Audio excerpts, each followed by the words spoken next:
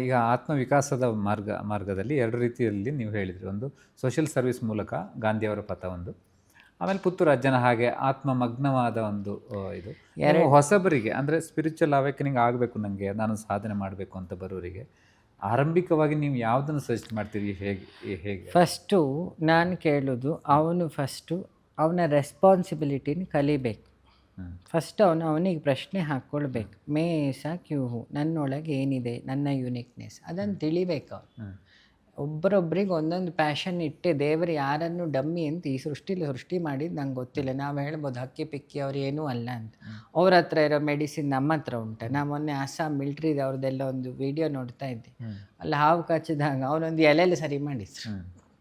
ನಾವು ಹಾವು ಕಚ್ಚಿದ್ರೆ ಅದೇ ಹಾವು ಅವನನ್ನು ಎತ್ಕೊಂಬಂದು ಉಳಿಸೋದು ಬೇಡ. ಹಾಗಾದ್ರೆ ನಮ್ಮ ಮೆಡಿಕಲ್ ಸೈನ್ಸನ್ನು ಮೀರಿದ್ದ ಎಲೆಯಲ್ಲಿದೆ ಅಂತ ಆಯ್ತಲ್ಲ. ಪಾಪ ಅವರು ಬರೆದಿಟ್ಟಿಲ್ಲ, ರಿಸರ್ಚ್ ಮಾಡಿಲ್ಲ, ಪೇಟೆಂಟ್ ತಗೊಂಡಿಲ್ಲ, ಹಂಗಂತ ಅವ್ರು ಪೆದ್ರ ಅಂತ ಆಯ್ತಾ? ಹಾಗಾದ್ರೆ ಆಯುರ್ವೇದ ಸುಳ್ಳು ಅಂತ ಆಯ್ತಲ್ಲ. ಅವ್ರಿಗೆ ಗೊತ್ತಿಲ್ಲ ಇದು ಕಾಯಿಲೆ ಏನು ಅಂತ ಗೊತ್ತಿಲ್ಲ, ಅನುಭವದಿಂದ ಇದು ಔಷಧಿ ಅಂತ ಗೊತ್ತು. ಅವರಿಗೆ ಬಯೋಲಜಿಕಲ್ ಹೆಸರು ಗೊತ್ತು, ಆ ಟಾಕ್ಸಿಕ್ಕಿಂದ ಏನು ಕತೆ ಅಂತಿಲ್ಲ. ಅವ್ರಿಗೆ ಗೊತ್ತು, ಹಾವು ಕಚ್ಚಿದ್ರೆ ಅವ್ರ ಅಜ್ಜ ಹೇಳ್ಕೊಟ್ಟಿದ್ರು ಇದನ್ನು ಹಚ್ಚಿದ್ರೆ ಇದು ವಾಸಿ ಆಗುತ್ತೆ, ಅನುಭವ ಜ್ಞಾನ ಅಲ್ವಾ. ಆದರೆ ನಮ್ಮ ಈಗಿನ ಕಮ್ಯುನಿಟಿ ಅದನ್ನು ಒಪ್ಪೋದಿಲ್ಲ. ಚೇಳು ಕಚ್ಚಿದ್ರೆ ಅರಿಶಿನ ಹಚ್ತಿದ್ರು, ಅನುಭವ ಜ್ಞಾನ. ಅವರಿಗೆ ಅರಿಶಿಣದ ಬಯೋಲಜಿಕಲ್ ನೇಮ್ ಗೊತ್ತಾ ಹಳ್ಳಿಯವರಿಗೆ? ಇಲ್ಲ. ನಾನು ಹೇಳೋದು ಫಸ್ಟು ತಿಳ್ಕೊಳ್ಬೇಕು, ನನ್ನ ಬದುಕೇನು, ನನ್ನ ಗುರಿ ಏನು, ನಾನು ಹೇಗೆ ನಡ್ಕೊಳ್ಬೇಕು, ಇದು ಫಸ್ಟ್ ಸ್ಟೆಪ್. ಫಸ್ಟು ಕ್ಲಾರಿಟಿ ತೊಗೊಳ್ಬೇಕು. ಅವನಿಗೊಂದು ನನ್ನ ಲೈಫ್ ಆಫ್ ಪೀರಿಯಡ್ ಎಷ್ಟಿದೆ, ನನ್ನ ಪ್ರಿಯಾರಿಟಿಗಳೇನು ಜೀವನದಲ್ಲಿ, ನಾನು ಎಂಟರ್ಪ್ರಿನರ್ ಆಗಿ ಹೊರಟಿದ್ದೀನೋ ಅಥವಾ ನಾನು ಆಧ್ಯಾತ್ಮ ಮಾರ್ಗದಲ್ಲಿ ಹೊರಟಿದ್ದೀನೋ, ಅಥವಾ ನನಗೆ ಈ ಪ್ರಪಂಚದ ಈ ಬಂಧನಗಳ ಹಿಂಸೆ ಆಗ್ತಿದೆಯೋ, ದೇವಬಂಧನ ಆಗಿರ್ಬೋದು, ಜೀವಬಂಧನ ಅಂದರೆ ಜೀವನದ್ದೆಲ್ಲ ನೆಂಟರೆಲ್ಲ ಸೇರಿದ್ರು. ದೇವಬಂಧನ ಅಂದರೆ ಸುಮಾರು ದೇವರೆಲ್ಲ ಇದ್ದಾರಲ್ಲ, ಮನೆ ದೇವರು, ಆ ದೇವರು, ಅಷ್ಟದಿಕ್ಪಾಲಕರು, ಸೂರ್ಯ ಚಂದ್ರ ಎಲ್ಲರ ಬಂಧನದಲ್ಲೇ ಇರೋದು. ಇಲ್ಲಾಂದ್ರೆ ಇರೋದು ಹೌದು ಫಿಕ್ಸು. ಪಂಚಭೂತಗಳ ಬಂಧನ, ಫ್ರೆಂಡ್ಶಿಪ್ಪಿನ ಬಂಧನ, ಸೆಂಟಿಮೆಂಟಲ್ ಭಾವನಾತ್ಮಕ ಬಂಧನ, ಮೋಹ ಬಂಧನ, ಎಲ್ಲ ಬಂಧನ ಸೇರಿ ಇದು. ಅದಕ್ಕೆ ನೋಡಿ ವಿವಾಹ ಬಂಧನ ಅಂತ ಬೋರ್ಡಲ್ಲೇ ಇದೆ. ಈ ಬಂಧನದಲ್ಲಿ ಎಲ್ಲರೂ ಇದ್ದೀವಿ, ಪ್ರಾಣಗಳ ಬಂಧನ. ಅವಾಗ ಬುದ್ಧಿ ರೂಪದಲ್ಲಿರೋ ದೇವಿ, ಯಾ ದೇವಿ ಸರ್ವಭೂತೇಶು ದುರ್ಗಾ ಸಪ್ತಶತಿ ಬುದ್ಧಿರೂಪೇಣ ಸಂಸ್ಥಿತ, ಅಮ್ಮನನ್ನು ಉಪಯೋಗಿಸ್ಬೇಕು. ಅಮ್ಮನ ಉಪಯೋಗಿಸಿ ಯೋಚನೆ ಮಾಡಬೇಕು, ಏನಾಗ್ತಿದೆ, ನಾನು ಏನು ಮಾಡಬೇಕು, ನಾನು ಯಾಕೆ ಹ್ಯಾಪಿ ಆಗಿಲ್ಲ. ನಾನು ಹ್ಯಾಪಿ ಆಗಿರೋದಿದ್ರೆ ಈ ಮೆಟೀರಿಯಲಿಂದನೇ ಇರ್ಬೋದಿತ್ತು, ಯಾಕಿಲ್ಲ, ನಾನು ಇದೆಲ್ಲ ಮಾಡಿದ್ದೆ. ಫಸ್ಟ್ ಈ ಪ್ರಶ್ನೆ ಅವನು ಕೇಳಿಕೊಳ್ಬೇಕು. ಆವಾಗ ಸ್ವಲ್ಪ ಇದನ್ನು ದಾಟೋದು ಹೇಗೆ ಅನ್ನೋ ಪ್ರಶ್ನೆ ಹುಟ್ಟಬೇಕು ಅವನಿಗೆ. ಬೀಜವೇ ಹಾಕದೆ ಅದ್ರಲ್ಲಿ ಗಿಡ ಬರಲಿ ಅಂದರೆ ಅದು ಹೇಗೆ ಸಾಧ್ಯ? ಫಸ್ಟ್ ಚಿಂತನಾ ಬೀಜ ಬಿತ್ತಬೇಕು, ಅದಕ್ಕೆ ಚೂರು ನೀರು ಹಾಕ್ತಾ ಇರಬೇಕು, ಒಂದಿನ ಅದು ಹೇಗೆ ಬೇಡ. ಆವಾಗ ಅದಕ್ಕಾಗುತ್ತೆ. ನಾನು ಈ ಬಂಧನಕ್ಕೆ ಒಳಪಟ್ಟಿದ್ದು ಹೇಗೆ? ಮೋಹ ಸಹಿತವಾದ ಕರ್ಮ ಮಾಡೋದ್ರಿಂದ. ಈಗ ನೀವೆಲ್ಲ ಕರ್ಮ ಮಾಡಿದ್ವಿ. ಮದುವೆ ಆಗಿದೆಯಾ ನಿಮಗೆ? ಮಕ್ಕಳಿದ್ದಾನೆ? ಒಬ್ಬರೇ ಬಚಾವ್. ಹಾಗಾಗಿ ಈಗ ಇಬ್ಬರ ಬಂಧನ ಬಂತ. ಬೇಡ ಅಂದರೂ ಈಗ ಅವರಿಗೂ ಉಂಟು, ಅಪ್ಪ ಎಲ್ಲಿದ್ದಾರೆ, ಸಂಜೆ 9:00ವರೆಗೆ ಫೋನ್ ಮಾಡ್ತಾಳೆ, ಮಗು ಫೋನ್ ಮಾಡ್ತಾಳೆ, ಮಗು ಹುಷಾರಿಲ್ಲ ಆದರೆ ನಾನು ಎಡಿಟಿಂಗಲ್ಲಿದ್ದೀನಿ, ಚಿಂತಕ ನಾನು ಅಂತೆಲ್ಲ ಹೇಳ್ಬೋದು. ಒಳಗೀಗೀಗ ಆಗ್ತಿರುತ್ತೆ, ಮಗಳು ಆಸ್ಪತ್ರೆಯಲ್ಲಿ ಕೆಮ್ತಿದ್ದಾಳೆ ಅಲ್ವಾ. ಎಷ್ಟೇ ಹೆಂಡತಿ ಹತ್ರ ಗಲಾಟೆ ಮಾಡಿದ್ರು 2 ದಿನ ಅವಳು ಫೋನ್ ಮಾಡಿ ವಿಚಾರಿಸ್ಲಿಲ್ಲ ಅಂದಾಗ ಒಳಗೆ ನಮ್ಮ ಎಲ್ಲ ಏನು ಸಿದ್ಧಾಂತ ಎಲ್ಲ ಬದಿಗೆ ಹೋಗ್ತದೆ. ಅದಕ್ಕೆ ಅದನ್ನು ಮೋಹ ಬಂಧನ, ನಾನೇ ಕಟ್ಟಿಕೊಂಡಿದ್ದು. ಆ ಬಂಧನಕ್ಕೋಸ್ಕರ ನಾವು ದುಡಿತಾ ಇದ್ದೀವಿ. ಅದು ಯಾವುದೇ ಕೆಲಸ ಆಗಲಿ, ಉದ್ಯೋಗ ಮಾಡ್ತಿರ್ತೀವಿ ಬೆಳಗಿನ ಸಂಜೆ ತನಕ. ಯಾರಿಗೆ? ಅವರಿಬ್ಬರನ್ನು ನೋಡ್ಕೊಳ್ಬೇಕು. ಇನ್ನೊಂದು ಕರ್ಮ ಬಂಧನ ಆಯ್ತು, ಇದು ಕರ್ಮದಿಂದ ಆಗಿದೆ. ಮದುವೆನೋ ಕರ್ಮ ಬಂಧನ ಆಯಿತು. ಇನ್ನೊಂದು ಜನ್ಮ ಬಂಧನ, ಅಪ್ಪ ಅಮ್ಮ ಅಲ್ವಾ, 2 ಬಂಧನ ಉಂಟಲ್ಲಿ. ಇನ್ನೂ ಜನ್ಮ ಬಂಧನ ಜೀವದ ಮಟ್ಟಿಗೆ ಹೋದರೆ ಅದು ಒಂದು ಬಂಧನವೇ. ಈ 2 ಬಂಧನಕ್ಕೆ ದುಡಿತಾ ಇರೋದು 24 ಗಂಟೆ. ಅವರಿಷ್ಟು ಜನಕ್ಕೂ ನೀವು ಕೇಳಿ ಸ್ಯಾಟಿಸ್ಫೈ ಆಗಿದೆಯಾ ಅಂತ, ಏನು ಹೇಳ್ತದೆ ಉತ್ತರ? ನಿಮಗೆ ಕೇಳಿದ್ದು ಪ್ರಶ್ನೆ ಎಷ್ಟೊತ್ತಂಗೆ ನೀವು ನಂಗೆ ಕೇಳಿದ್ರಲ್ಲ. ಊಹಿಸ್ಲಿಕ್ಕೆ ಸಾಧ್ಯ ಇಲ್ಲ, ಅಂದರೆ ಊಹಿಸ್ಲಿಕ್ಕೆಲ್ಲ ಸಾಧ್ಯ ಇದೆ, ಯಾರಿಗೂ ಸ್ಯಾಟಿಸ್ಫ್ಯಾಕ್ಷನ್ ಇಲ್ಲ ಅಲ್ವಾ. ಯಾರು ಒಪ್ಪಿದ್ದಾರೆ? ನಾನೀಗ ನಮ್ಮ ಮನೇಲಿ ಏನೇ ಮಾಡಿದ್ರು ಅಯ್ಯೋ ಇನ್ನೂ ಆಗ್ಬೋದಿತ್ತು ಅಂತ. ಇನ್ಯಾರು ಕಟ್ಕೊಂಡಿದ್ದೆ ಅಂತ ಇಟ್ಕೊಳ್ಳಿ, ಅವಳಿಗೆ ನಾವೇನೇ ಮಾಡಿದ್ರು ಇನ್ನೂ ಸಾಲಿಲ್ಲ.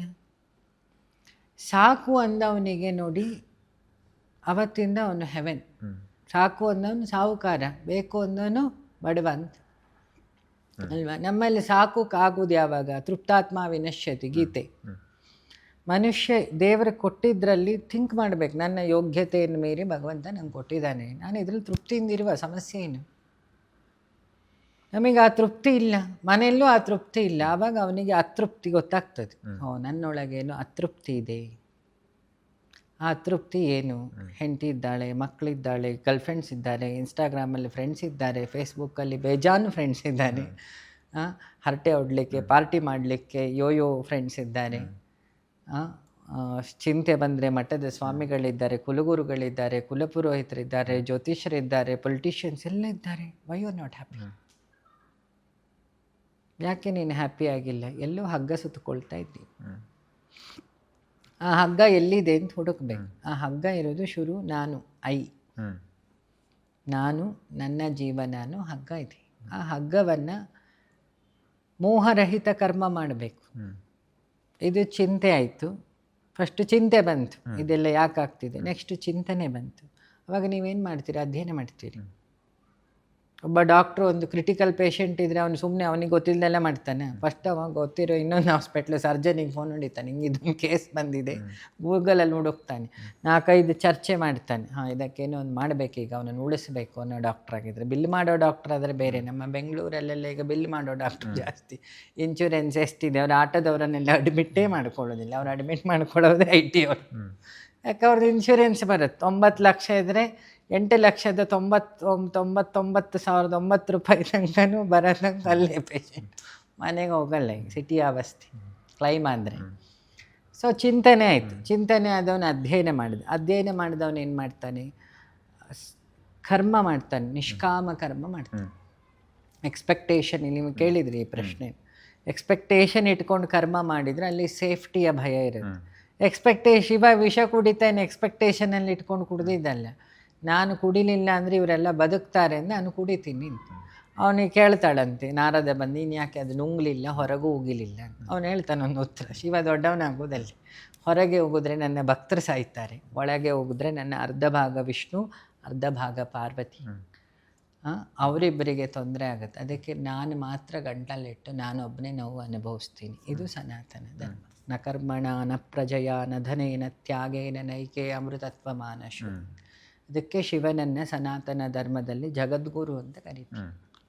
ಗುರವೇ ಸರ್ವಲೋಕಾನಾಂ ಭೀಷಜೇ ಭವರೋಗಿಣ ನಿಧಯೇ ಸರ್ವ ವಿದ್ಯಾನಾಂ ದಕ್ಷಿಣಾಮೂರ್ತಯೇ ನಮಃ. ದಕ್ಷಿಣ ಅಂದರೆ ಯಮನ ದಿಕ್ಕು. ಅದಕ್ಕೆ ತಿರುಗಿ ಕೂತವನಿವನು. ಎಲ್ಲ ಯಮನ ದಿಕ್ಕಿಗೆ ಬಾಗಿಲಿಡಬಾರ್ದು ಅಂತಾರಲ್ಲ ವಾಸ್ತು. ದಕ್ಷಿಣಾಮೂರ್ತಿ ಕೂತಿರೋದೆಲ್ಲಿ? ಯಮನ ದಿಕ್ಕಲ್ಲಿ. ಅದಕ್ಕೆ ಅವನನ್ನು ಮೃತ್ಯುವಿನ ಭಯ ಇಲ್ಲದವ ಮೃತ್ಯುಂಜಯ. ಸೊ ಈ ನಿಷ್ಕಾಮ ಕರ್ಮ ಮಾಡಬೇಕು ಫಸ್ಟ್. ಅಧ್ಯಯನ ಚಿಂತನೆ ಆದಮೇಲೆ ಅಧ್ಯಯನ ಮಾಡಿ ಸೋಷಲ್ ಸರ್ವೀಸ್ ಮಾಡ್ತಾ ಮಾಡ್ತಾ ಮಾಡ್ತಾ, ಅಥವಾ ಅದು ಸೋಷಲ್ ಸರ್ವೀಸ್ ಅಂತ ಹೇಳಿದರೆ ಬರೀ ವೇದಾಂತ ಕರ್ಮಗಳೇ ಅಲ್ಲ.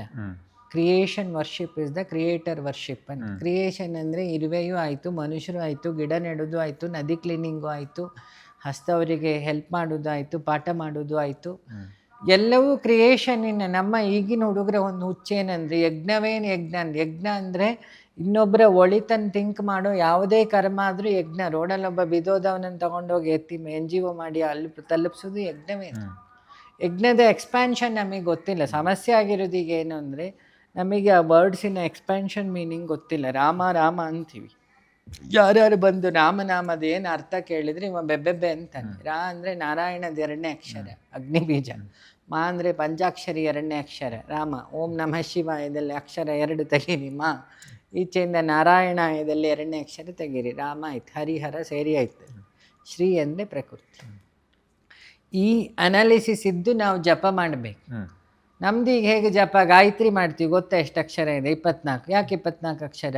ಗಾಯತ್ರಿ ಅಂದ್ರೇನು? ಹಿಂದೆ ವಿಶ್ವಾಮಿತ್ರ 3 ಕಾಯವನ್ನು ಸುಟ್ಟ, ತ್ರಿಕಾಯವನ್ನು ಸುಟ್ಟಿದ್ರಿಂದ ಅದು ಕಾಯತ್ರಿ. ಅದು ಮತ್ತೆ ಗಾಯತ್ರಿ. ವಿಶ್ವಾಮಿತ್ರ ಋಷಿ ಅನುಷ್ಠುಪ್ ಛಂದ ಅಂತ ಹೇಳ್ತೀವಂತೆ. ಛಂದಸ್ಸಿಂದೆಲ್ಲ ಆಮೇಲೆ ಬರುತ್ತೆ. Without knowing that is expansion of ಓಂಕಾರ. ಅದಕ್ಕೆ ಗಾಯತ್ರಿಯನ್ನು ಪಂಚಪಾತಕ ನಾಶಿನಿ. ಒಂದೇ ಮಂತ್ರ. ಬ್ರಾಹ್ಮಣನ ಯಾರು ಜನಿವಾರ ಹಾಕಿ ಗಾಯತ್ರಿ ಹೇಳ್ತಾನೆ, ಜಗತ್ತಿಗೆ ದೊಡ್ಡ ಡೊನೇಷನ್ ಕೊಡ್ಬೋದೇನು? 20 ಗಾಯತ್ರಿ ಅವನಿಗೋಸ್ಕರ, 80 ಗಾಯತ್ರಿ ಪ್ರಪಂಚಕ್ಕೋಸ್ಕರ. ಹಿಂದೆ ಋಷಿಗಳು ಅದನ್ನೇ ಮಾಡ್ತಿದ್ದಿತ್ತು. ಈಗ ಋತ್ವಿಜರು ಅದನ್ನು ಬಿಟ್ಟಾಗಿದೆ ಅಲ್ವಾ. ಋತ್ವಿಜರ ಹತ್ರ ಎಂತೆಂತ ಇಲ್ಲ, ರುದ್ರಮಂತ್ರ ಇದೆ, ಪುರುಷ ಸೂಕ್ತ ಇದೆ, ಗಾಯತ್ರಿ ಇದೆ. ಆರ್ಮಿ ಫೋರ್ ಶಸ್ತ್ರಕ್ಕಿಂತ ಶಾಸ್ತ್ರಕ್ಕೆ ತಾಕತ್ತು ಜಾಸ್ತಿ ಅಲ್ವಾ. ಹಿಂದೆಲ್ಲ ಋಷಿಗಳು, ಸಿದ್ದರಾಮೇಶ್ವರರು, ಎಷ್ಟು ಋಷಿಗಳು ಬೇಕು ನಿಮಗೆ. ಜಮದಗ್ನಿ ಆಗಲಿ, ಅವರೆಲ್ಲ ತಪೋಬಲದಿಂದ ತಡೆದಿದ್ದಲ್ಲ ದುಷ್ಟರನ್ನೇನು ಬೇಲಿ ಹಾಕ್ಕೊಂಡು ಹೋಗಿ ನಿಂತ್ರಂತ ಪಾಕಿಸ್ತಾನದ ಹತ್ರ. ನೇಮ್ ಕರೋಲಿ ಬಾಬಾ ಈಗ ಸದ್ಯದಲ್ಲಿ ಹೋಗಿದ್ದು ಎಷ್ಟು ದೊಡ್ಡ ತಪಸ್ವಿ. ದೇವರಾಯ ಬಾಬಾ, ಈಗ ಮೊನ್ನೆ ದೇಹ ಬಿಟ್ಟ ಸೀತಾರಾಮ್ ಬಾಬಾ, ಅವ್ರ ಹತ್ರ ಏನಿಲ್ಲ, ಪ್ರಾಣವನ್ನೇ ಹಿಡಿದಿಟ್ಟಿದ್ರು. ಸಿದ್ಧಗಂಗಾ ಶ್ರೀಗಳು ಪ್ಯಾಂಕ್ರಿಯಾಸ್ ಇಲ್ಲದೆ ಪಂಚಾಕ್ಷರಿ ಬಲದಲ್ಲಿ ಬದುಕು ತೋರಿಸ್ಲಿಲ್ಲ. ನಮ್ಮ ಹತ್ರವೇ ಸುಮಾರು ಎಕ್ಸಾಂಪಲ್ಸ್ ಉಂಟು.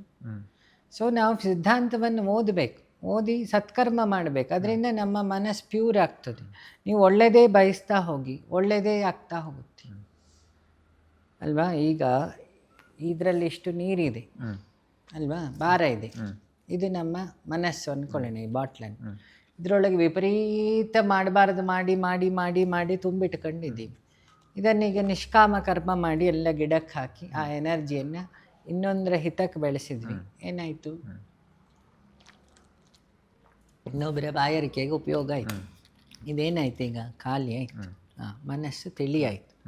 ತಿಳಿಯಾದ ಮನಸ್ಸಲ್ಲಿ ಆಸೆ ಜಾಸ್ತಿ ಇರಲ್ಲ, ಅದು ಬೇಗ ಒಳಗೆ ಹೋಗ್ತದೆ.